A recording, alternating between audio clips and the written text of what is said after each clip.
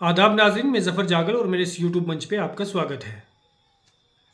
जम्मू कश्मीर में assembly election रवां दवां हैं और इस सिलसिले में हम आप लोगों के साथ जुड़ते रहते हैं वक्तन फ़वक्तन। और आज मैंने सोचा कि आप लोगों के साथ मैं मैंडर में हूँ और मैंडर की बात की जाए, मैंडर के इलेक्शन की बात की जाए और मैंडर की मौजूदा सूरत हाल की बात की जाए।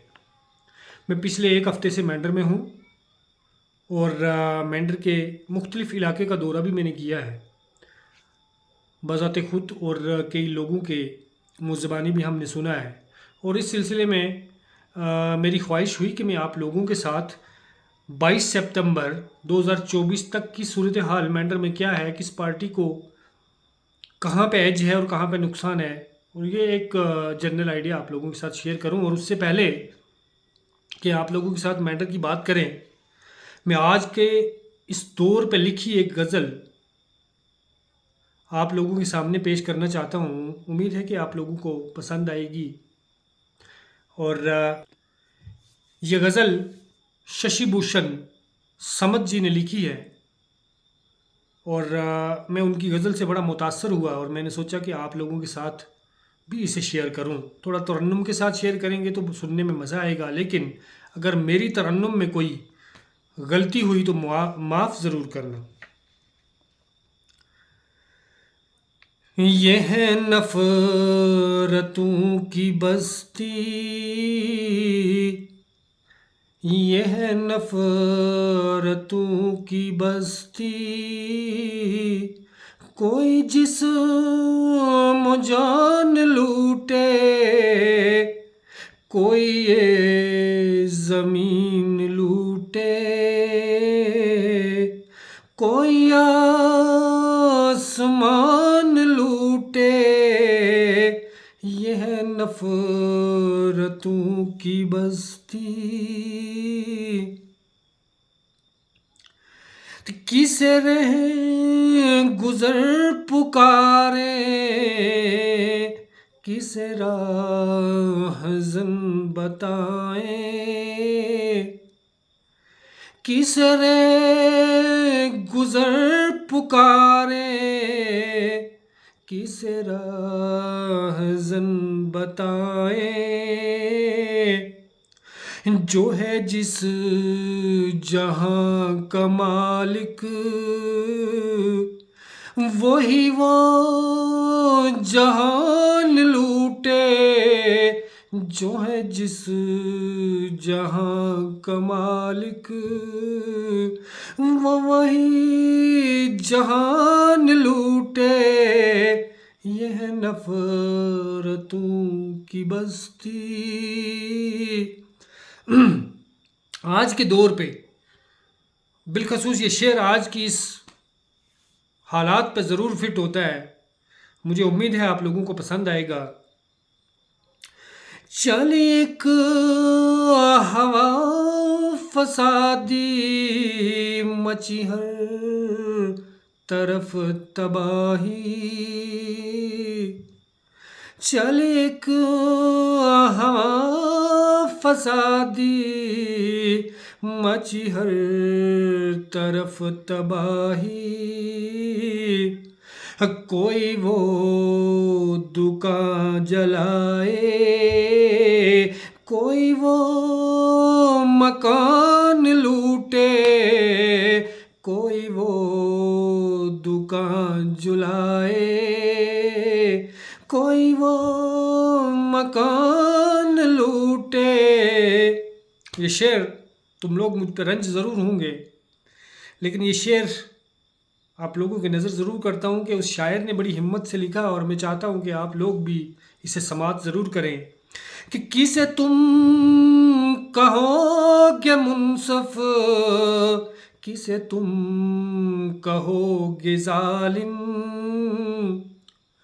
किसे तुम कहोगे मुनसफ, किसे तुम कहोगे जालिम,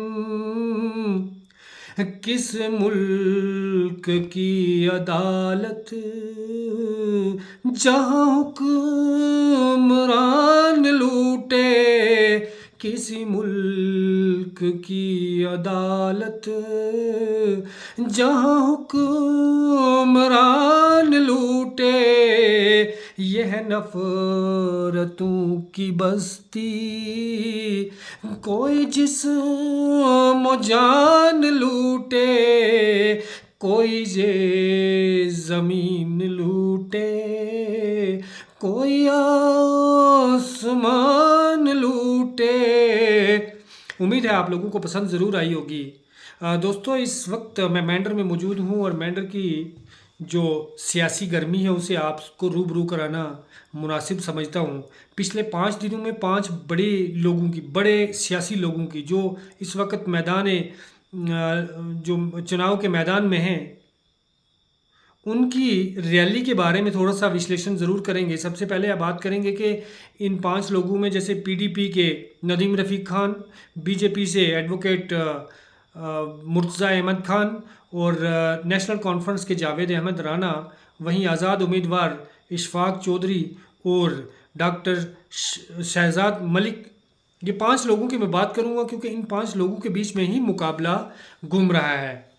आप लोगों को बताते चलें कि इन 5 लोगों की पिछले 5 दिनों में रैलियां हुई हैं और सब रैलियों में अच्छा जमावड़ा देखने को मिला है। लेकिन इन रैलियों का सबसे बड़ा जो आज तक की ऐतिहासिक रैली हुई है, सबसे बड़ी रैली सरजमीन मैंडर में, वो नेशनल कॉन्फ्रेंस के जावेद अहमद राना की रैली थी, जिसमें मियां अल्ताफ़ साहब ने भी शिरकत फरमाई और उमर अब्दुल्ला साहब भी यहाँ पे इस रैली में शरीक थे।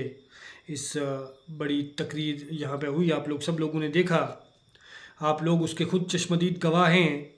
और दूसरी रैली यहाँ पे बीजेपी की हुई, बीजेपी की रैली भी आप लोगों ने देखी, लेकिन जो एनसी की रैली थी वो नंबर 1 पे बेशक थी।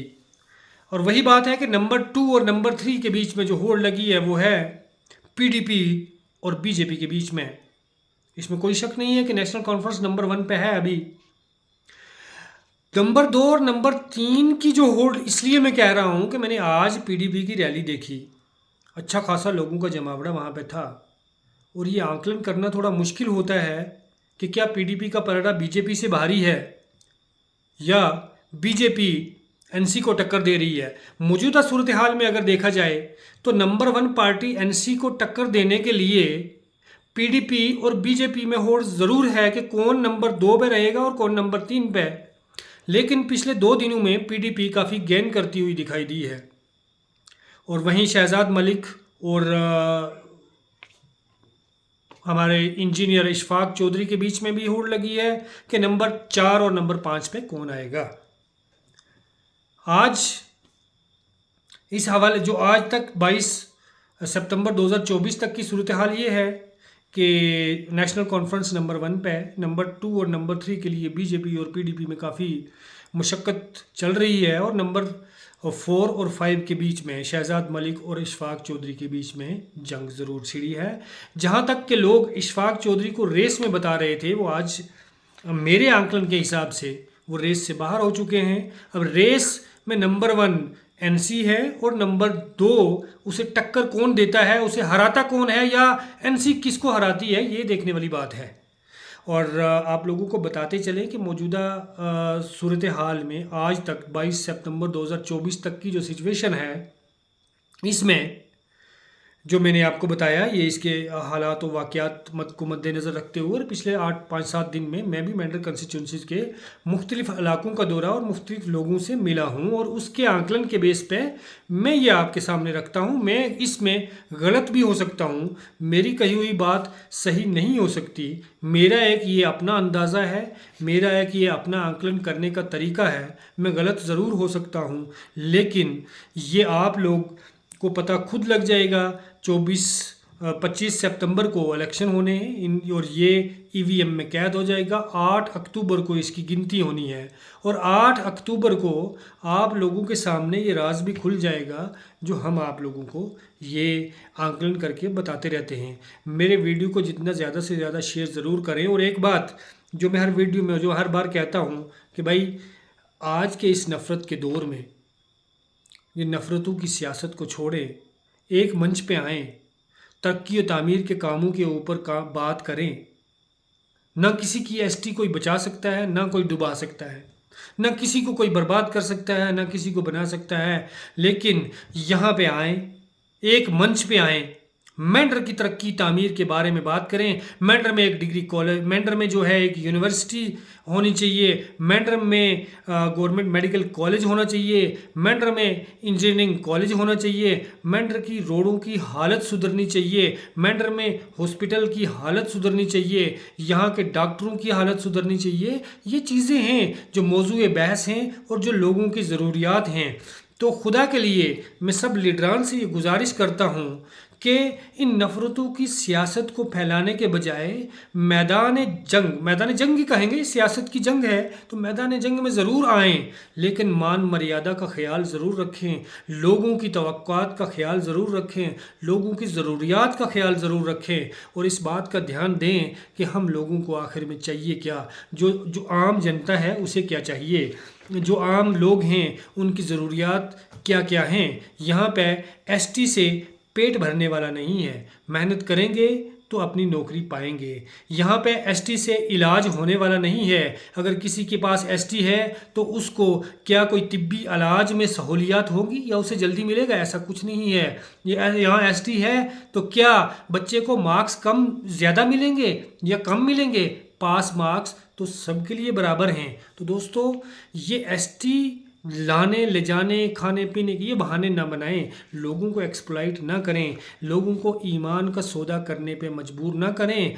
यहाँ लोगों की असमतें, लोगों की इज्जतें, लोगों के ईमान लूटे जाते हैं, लोगों की दुकानें लूटी जाती हैं, लोगों को राह चलने में मुश्किलात आती हैं। आओ ना हम मिलकर उस पर बात क्यों ना करें, हम लोगों को उस बात पे क्यों ना समझाएं कि यहाँ नफ़रतों के बाज़ार बंद करने हैं, यहाँ मोहब्बतों की दुकानें खोलनी हैं, आपस में मेल जोल बढ़ाना है, आपस में नफ़रतें नहीं बढ़ानी हैं। तो दोस्तों, इस बात को मद्देनज़र ज़रूर रखें। अपनी ये उंगली जो है बटन पे लाते इस बात का ज़रूर ख्याल रखें कि कौन ऐसा शख्स है जो हमें यकजहती सिखाता है, जो हमारी भलाई के लिए बात करता है, जो हमें तोड़ने से बचाता है, हमें मोहब्बत, हमें ईमानदारी की सियासत सिखलाता है और हमें तामीर और तरक्की के कामों में बढ़ावा देता है। दोस्तों, मैं समझता हूँ आप लोग मुझसे ज़्यादा पढ़े लिखे, मुझसे ज़्यादा बाशऊर लोग हैं और आप अपने वोट का सही इस्तेमाल, सही हक और सही उम्मीदवार तक ज़रूर पहुँचाएंगे।